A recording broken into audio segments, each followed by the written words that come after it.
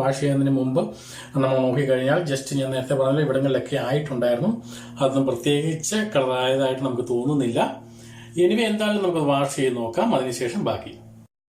അപ്പോൾ ഞാനിപ്പോൾ എന്തായാലും അത് കംപ്ലീറ്റ്ലി ഒന്ന് വാഷ് ചെയ്തിട്ടുണ്ട്. വാഷ് ചെയ്യാൻ പ്രത്യേകിച്ച് രീതികളൊന്നുമില്ല. സാധാരണ നമ്മൾ ഷാമ്പു ഉപയോഗിച്ച് കഴിഞ്ഞാൽ എങ്ങനെ വാഷ് ചെയ്യുക അതുപോലെ തന്നെ വാഷ് ചെയ്യുക. പ്രത്യേകിച്ച് ഒരു കാര്യങ്ങളും നമ്മൾ ആഡ് ചെയ്യേണ്ട കാര്യങ്ങളൊന്നുമില്ല. വളരെ സിമ്പിളായിട്ട് വാഷ് ചെയ്ത് കളയുക.